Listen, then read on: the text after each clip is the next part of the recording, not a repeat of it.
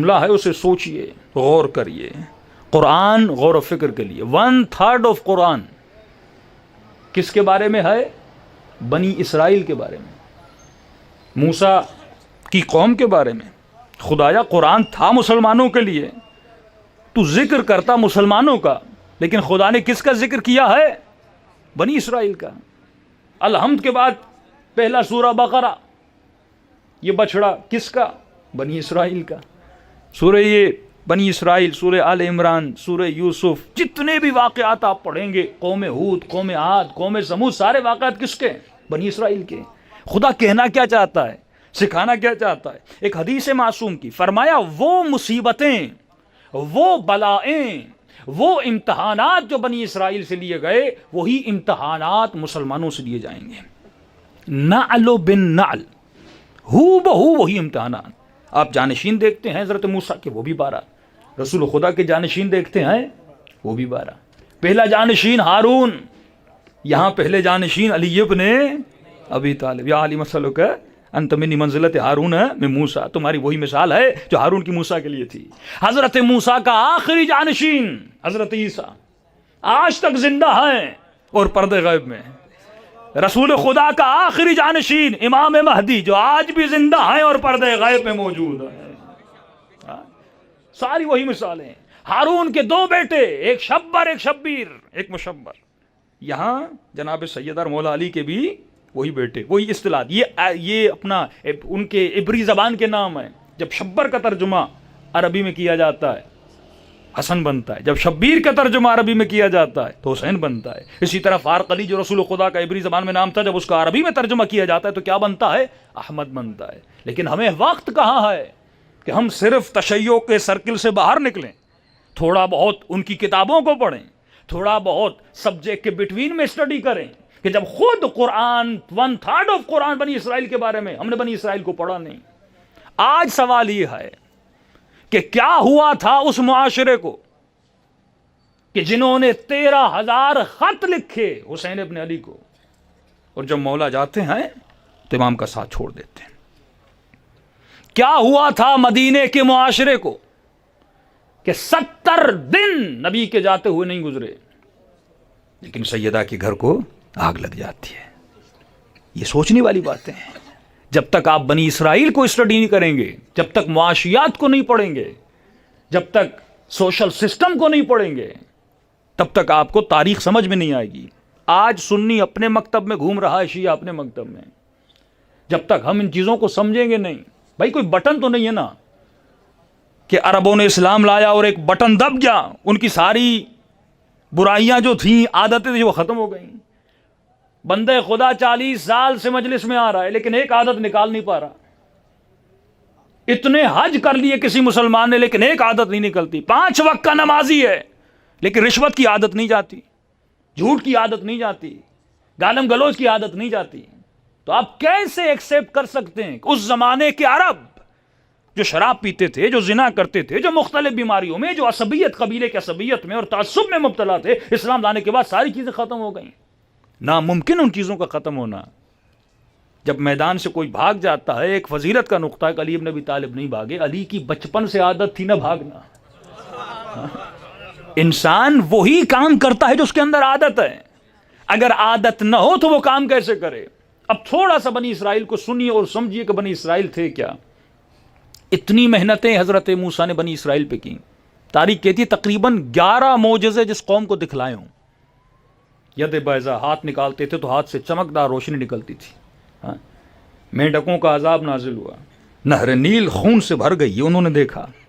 نہر نیل کو کراس کر کے جاتے ہیں، راستہ بنا دیا جاتا ہے.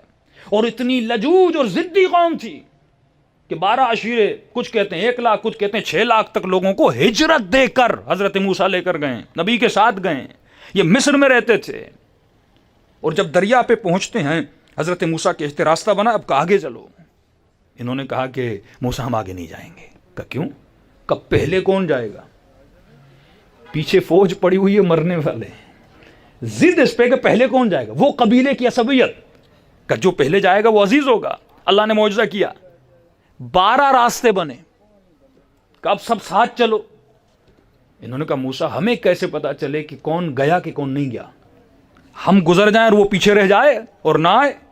پھر دوسرا معجزہ کلا ہے کہ یہ جو 12 راستے بنائے اس میں جس طرح آئینہ ہوتا ہے کہ یہ اس کو دیکھ سکے وہ اس کو دیکھ سکے، ایسے راستے بنائے، یہ ان راستوں سے جاتے ہیں۔ جب ان کو پیاس لگتی ہے تو قرآن کی آیت استسقى موسیٰ فضرب بعصاک الحجر فانفجرت منہ اثنتا عشرۃ عینا، جب پانی بھی ان کو دیا جاتا تھا تو اللہ نے 12 چشمے جاری کیے، کیونکہ 12 قبیلے تھے، ایک چشمے سے یہ پانی نہیں پیتے تھے کہ 12 چشمے ہونے چاہیے۔ لیکن یہی قوم جب نہر سے گزر جاتی ہے، اتنے معجزے دیکھنے کے بعد بھی، گزرنے کے بعد بھی، جب نہر کے دوسرے کنارے پہنچتی ہے، چلتے چلتے راستے میں ایک گاؤں کو دیکھتے ہیں، قبیلے کو دیکھتے ہیں، اس گاؤں میں بچڑے کی عبادت کی جاتی تھی، بھینس کا بچہ۔ کہنے لگے موسیٰ کیا ہو سکتا ہے ایک ایسا خدا ہمارے لیے بھی ہو؟ اتنے معجزے دیکھنے کے بعد یذبحون ابناءہم ویستحیون نساءہم، یہ فرعون کرتا کیا تھا؟ ان کے سامنے ان کے بچوں کی گردنیں کاٹتا تھا، ان کی عورتوں کو غلام بناتا تھا۔ ان کی مصر میں اہمیت یہ تھی، یہ غلام تھے اور کچھ بھی نہیں، اس سے زیادہ ان کی کوئی حیثیت اور اہمیت نہیں تھی۔ لیکن قرآن کہتا ہے کہ مصر کی حکومت ان کے دلوں میں زینت بن گئی تھی۔ آج کا جملہ استعمال کروں، جس طرح ہمارے لوگ ویسٹرنائز ہوتے ہیں، جسے ہم غرب زدگی کہتے ہیں، ہم ویسٹرنائز بھی ہیں اور انڈینائز بھی ہیں۔ ہماری ٹی وی، ہمارے ڈرامے، ہم بھی ہجرت کر کے، ہم نے بھی ایک ریولیشن کو قائم کر کے ایک الگ ملک بنایا اسلام کے نام پر، لیکن وہ محبت جو اس کلچر میں ہمیں ملی، ڈانس آپ کی فلموں میں ملتی ہے، کیا یہ مسلم کلچر ہے؟ بدحجابی آپ کے ڈراموں میں آپ کو ملتی ہے، کیا یہ مسلم کلچر ہے؟ گانا بجانا، یہاں تک کہ اس گانے کا اثر آپ کی مجلسوں میں ہے، یہاں تک کہ ایک ذاکر حسین ابن علی جب قصیدہ پڑھتا ہے تو گانے کی دھن پہ پڑھتا ہے، جب اسے اہل بیت کے لیے نوحے پڑھنے ہوتے ہیں، قصیدے پڑھنے ہوتے ہیں، یہ راگ جتنے سیکھتا ہے وہ میوزک پہ سیکھتا ہے۔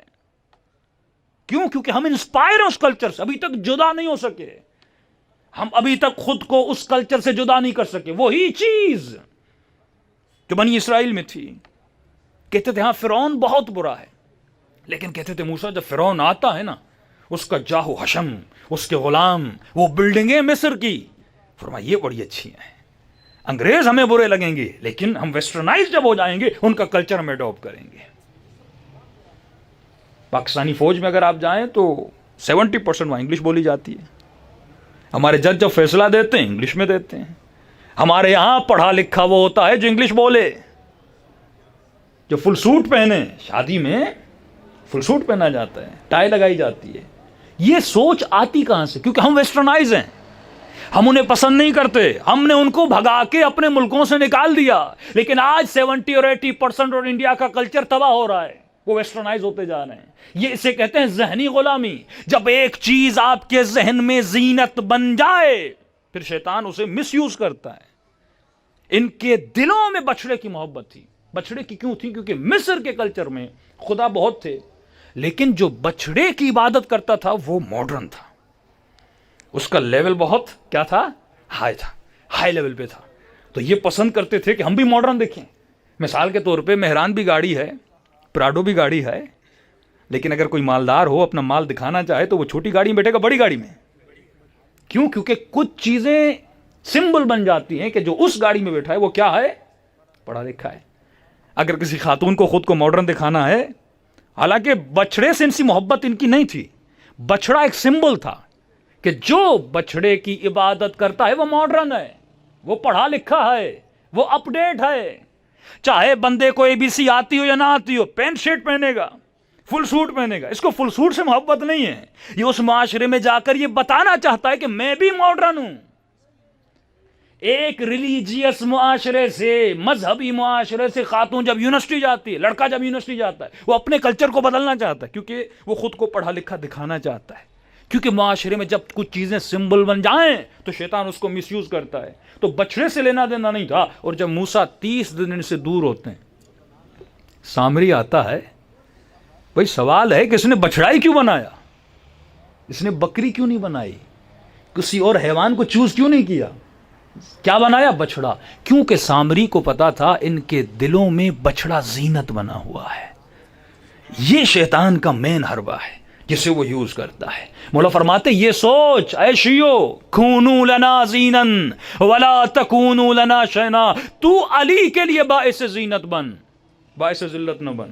اگر میں علی کے لیے باعث زینت بننا چاہتا ہوں تو مجھے دیکھنا پڑے گا کہ مولا علی کے دل میں کون سی چیز زینت ہے کہ میں وہ اپناؤں، اور جب مولا مجھے دیکھیں تو کہیں ہاں یہ میرے لیے باعث زینت ہے. مثال کے طور پہ میں مجلس میں شراب کا گلاس لے کے کھڑا ہو جاؤں اور کہوں ہاں بھائی آؤ جو سے شراب پینی ہے پی لے، آپ لوگ جوتے ماریں گے کہ نہیں؟ کیونکہ آپ کے لیے شراب زینت نہیں ہے. اس نے بچڑے کو کھڑا کیا، اونٹ کو کھڑا نہیں کیا، بکری کو کھڑا نہیں کیا، بچڑے کو کھڑا کیا، کیونکہ سامری کو پتا تھا ان کے دلوں میں کس کی زینت ہے، بچڑے کی زینت ہے. سوال یہ ہے کہ بچڑے کو اس نے مٹی سے کیوں نہیں بنایا؟ کس چیز سے بنایا؟ سونے سے بنایا. دوسری جو ان کے دل میں محبت تھی وہ مال تھا، وہ سونا تھا. بچڑے کو سونے بنایا، سارے لوگ اس کے اوپر سلپ ہوتے چلے گئے. تو فرمایا تجھے پہلے یہ دیکھنا ہے، قلب سلیم جب ہم کہتے ہیں، اہل بیت جس چیز کو تربیت دینے آئے وہ فؤاد ہے، وہ قلب ہے. تجھے یہ دیکھنا ہے کہ تیرے دل میں کس چیز کی زینت ہے. اگر تم نے اس زینت کو پہچان لیا اور نکالا نہیں، اگر مال کی زینت ہے، شیطان سبجیکٹ بھی وہ چوائس کروائے گا جس میں مال زیادہ ہو، رشتہ بھی وہاں کروائے گا جس میں مال زیادہ ہو، دوستیاں بھی ان سے کروائے گا جس میں مال زیادہ ہو. آپ کو کھینچتا جائے گا، کیونکہ کیا ہے کہ زینت کیا ہے؟ مال بن گیا. لیکن جس کے دل میں زینت امام زمانہ ہو، جس کے دل میں زینت حسین ابن علی ہو، جس کے دل میں زینت علم دین ہو، جس کے دل میں زینت جنت ہو، وہ اسی راستے پہ کھنچتا ہو جائے گا. یہ میگنیٹ ہے، آپ کو دیکھنا ہے کہ میں کیسے کھنچتا ہوا جا رہا ہوں. عجیب انسان ہے، اسے غلامی پسند نہیں. آپ کی نیچر میں غلامی نہیں ہے. اگر میں کہوں کہ مولانا ہمیں شیڈول دیجیے، میں کہوں کل صبح 8 بجے اٹھنا ہے، 9 بجے انڈا کھانا ہے، دوپہر کو 12 بجے کدو کھانے، رات کو پھر 8 بجے بینگن کھانے، ایک دن برداشت کریں گے، 2 دن کریں گے، کہیں گے مولانا میں برداشت نہیں کر سکتا. اچھا بھائی کیوں؟ یہ بچہ کیوں چڑھتا ہے اتنا جب اسے صبح 7 بجے اٹھایا جاتا ہے؟ جو اسٹرکٹ سکولز ہوتے ہیں جہاں پہ ٹریننگ اسٹرکٹ ہوتی ہے، آدمی بیزار ہو جاتا ہے. کیوں؟ کیونکہ آپ کے فطرت میں غلامی نہیں ہے. ٹھیک ہے نا؟ یعنی ہم ایکسٹرنل غلامی کو برداشت نہیں کرتے کہ کوئی مجھے آرڈر دے کہ یہ کرو وہ کرو، میں برداشت نہیں کرتا. بھائی کروں گا اپنی مرضی سے کروں گا، یا اگر بات سمجھ میں آئے گی تو کروں گا، بات اچھی لگے گی تو کروں گا. مجھے یہ غلامی، زنجیروں میں جکڑنا، جیل میں رہنا پسند نہیں ہے. اب مولا علی کا جملہ فرمایا عجیب انسان ہے، اسے باہر کی غلامی تو پسند نہیں ہے پر اندر کی غلامی پسند ہے. تو اندر سے غلام ہے. کس کا غلام ہے؟ نفس کا غلام ہے. وہ تجھے کہتا ہے اٹھ تو اٹھتا ہے، وہ تجھے صبح کہتا ہے سردی ہے سو جا تو سو جاتا ہے، وہ تجھے جہاں جہاں لے جائے. تو تقوی ہے اندر کی غلامی سے آزادی کا نام، تقوی ہے انٹرنل فریڈم کا نام، کہ جو تو سوچے، تمہاری عقل سوچے وہ تو کر. کہیں ایسا نہ ہو کہ مال کی محبت تمہاری عقل کو غلام بنا دے. اے جبان کہیں ایسا نہ ہو تو شہوت تمہیں اپنا غلام بنا. یہ ایموشنز ہیں نا، جب تک ان ایموشنز کو ڈسکرائب کرنا ہم نہیں سیکھیں گے. شہوت بھی ایک حقیقت ہے، حب مال بھی ایک حقیقت ہے، ڈر بھی ایک حقیقت ہے، وہم بھی ایک حقیقت ہے. لیکن سوال یہ ہے مجھے اس کو یوز کیسے کرنا ہے؟ یہ کون سکھائیں گے؟ علی ابن ابی طالب. سب چیزیں خدا نے آپ کو دی ہوئی ہیں. بھائی گاڑی ہے، لیکن سوال یہ ہے مجھے اس گاڑی کو سکھانے والا جو استاد ہے وہ کسے بنانا ہے؟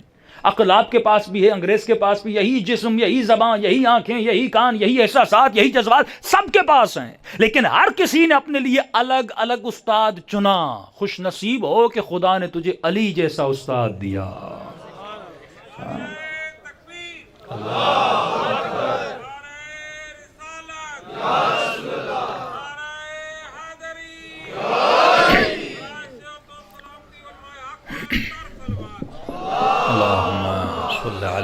محمد وآل محمد وعجل فرجهم. تو یہ کی ہے، مجھے یہ دیکھنا ہے کہ میرے دل میں کون سی چیز زینت ہے. جب عبادت زینت بن گئی تو یہ مصلی سے نہیں اٹھے گا. جب نماز شب زینت بن گئی تو سیدہ زینب سلام اللہ علیہا کی طرح جسم میں تکلیف بھی ہو لیکن زندان شام میں بھی نماز پڑھتی ہوئی نظر آتی ہیں. جب موت زینت بن گئی تو جناب قاسم فرماتے ہیں چچا احلا من العسل، یہ شہد سے زیادہ میرے لیے میٹھی ہے. کیوں؟ کیونکہ اس کے لیے کیا بن گئی؟ زینت بن گئی. بنی اسرائیل کے لیے بچڑا زینت تھا، اس وقت کے شیطان نے بچڑے کو زینت بنایا. سونا زینت تھا. قارون کون تھا؟ اسی بنی اسرائیل سے تھا. رشتہ دار ہے، مال کو جمع کرتا تھا، اور یہی بنی اسرائیل جب قارون کی مال و دولت کو دیکھتے تھے تو آہ حسرت میں کہتے تھے ہمیں کیا ملا موسیٰ کا ساتھ دینے میں، یہ دیکھو اسے مال بھی ملا، اسے دولت بھی ملی۔ یہی وجوہات تھیں مدینے کے معاشرے میں، جس طرح وہ خود کو اس معاشرے سے جدا نہ کر سکے۔ اور سورہ بقرہ جب آپ پڑھتے ہیں، ایک قتل ہو جاتا ہے، 12 قبیلے آپس میں لڑتے ہیں، موسیٰ سمجھا کر تھک جاتے ہیں، لیکن یہ لڑائی نہیں چھوڑتے، قاتل کون ہے، ہمیں قاتل دو۔ اب قاتل نہ ملتا، یہ 12 کے 12 ایک دوسرے کو مار دیتے۔ اللہ نے وحی نازل کی، موسیٰ ان کو کہو کہ میں بتاؤں گا قاتل کون ہے۔ بہت خوش ہوئے، موسیٰ قاتل کون ہے؟ اللہ نے کہا ایسے نہیں بتاؤں گا، میں قاتل کا نہیں بتاؤں گا، جو مر گیا ہے اسے زندہ کروں گا، اور وہ تمہیں بتائے گا کہ مجھے کس نے قتل کیا۔ یہ بہت خوش ہوئے، کہ موسیٰ یہ ہو جائے جھگڑا ختم، اسی ایک کو پکڑیں گے اور مار لیں گے۔ اچھا کیا کریں؟ اللہ نے کہا بچڑے کو ذبح کرو، پہلے اس محبت کو تو مار جو تمہارے دل میں زینت بنی ہوئی ہے۔ یہی کام شیطان کرتا ہے، وہ زینت کو پیدا کرتا ہے، خدا زینت کو قتل کرتا ہے۔ یہ جہاد اکبر ہے۔ 70 سال نمازیں پڑھتے رہے، فائدہ کیا بھائی؟ اندر کی زینت آپ نے ختم نہیں کی۔ میں نے بارہا دیکھا تفتان آپ جاتے ہیں، یہ بس ڈرائیورز چرس بھی پی رہے ہیں، نشہ بھی کر رہے ہیں، گانے بھی سن رہے ہیں، لیکن جب اذان کی آواز آتی ہے وہ اذان نماز پڑھنا شروع کر دیتے ہیں۔ یہ عادت ہے، عبادت نہیں ہے۔ وہ عبادت عاقلانہ، جو عقیدہ عاقلانہ ہو، عالمانہ ہو، عارفانہ ہو، اس طرف اہل بیت آپ کو لے جانا چاہتے ہیں۔ تو فرمایا پہلے بچڑے کو ذبح کر۔ اب کیونکہ بچڑے کی محبت ان کے دل میں، اور یہ بچڑا بڑا عجیب ہے، ہندوز میں بھی بچڑے کی محبت ہے، یہ وہی لنک ہے جو وہاں سے آتا گیا، اور ہندوستان میں آپ دیکھیں بھینس کی کتنی، پتہ بھی نہیں کیوں ہم کر رہے ہیں، لیکن وہ محبت ان کے دلوں میں ہے، اور اس محبت کے چکر میں کتنے مسلمانوں کو مار دیا جاتا ہے۔ اس محبت کو پہلے قتل کرنا ہے، اس کو مارنا ہے۔ خدا نے کہا جاؤ بچڑا ذبح کرو۔ اچھا یہ بہانے کہنے لگے، کچھ اور نہیں ہو سکتا۔ اچھا انہوں نے سوال کرنا شروع کیے، موسیٰ اچھا بچڑا ہو تو کیسا ہو، موٹا ہو پتلا ہو؟ یعنی بھاگنا چاہ رہے تھے کہ ہم بچڑے کو ذبح نہ کریں، جس سے محبت انسان کیسے ذبح کرتا ہے؟ اور کربلا میں محبت قتل ہوئی نظر آتی ہے آپ کو۔ یعنی امام حسین بتانا چاہتے ہیں، قرآن کی آیت ہے، اے لوگو میں تم سے امتحان لوں گا، اموالکم اولادکم، تمہارے مال کا امتحان، تمہاری اولاد کا امتحان، تمہاری جان کا امتحان۔ حسین نے سب امتحان کربلا میں دیے، مال قربان کیا، جان قربان کی، بچوں کو قربان کیا، اس سے زیادہ حسین کون سا امتحان دیتے؟ یہ دار الامتحان ہے۔ خدا دیکھنا چاہتا ہے تو زینت کو دل سے نکال پاتا ہے کہ نہیں پاتا۔ کربلا کربلا کربلا کربلا کربلا کربلا کربلا کربلا اللہم صل علی محمد وآل محمد وعجل فرجہ۔ اب سوال ہو خدا سے اور خدا کے پاس جواب نہ ہو، خدا بھی اس کو بتاتا گیا کیسا بچڑا ہو ایسا ہو۔ اچھا رنگ کیسا ہو، صفراء لونھا، پیلے رنگ والا ہو۔ یہاں تک کہ ڈھونڈتے ڈھونڈتے پورے بنی اسرائیل میں ایک ہی تھا، جو ایک بوڑھی خاتون اور اس کا بیٹا تھا، اس کے گھر میں تھا۔ حضرت موسیٰ پہ وہی نازل ہوئی، جلدی ان کے پاس جا اور ان کو کہو کہ جب یہ بچڑا لینے آئیں تو ان کو یہ کہیں کہ ہم بچڑا ایک شرط پہ دیں گے۔ کس شرط پر؟ وہ سونے کی محبت۔ یعنی خدا بچڑے سونے دونوں کو لے رہا ہے، کب بچڑا دیں گے لیکن ایک شرط پہ کہ اس کے وزن کے مطابق یہ سونا دیں، پھر ہم دیں گے۔ بنی اسرائیل اپنے گھروں سے سونا جمع کر کر کے تھک گئے، یعنی خدا نے سونا بھی لیا، بچڑا بھی لیا۔ اس زینت کو ختم کرنا ہے۔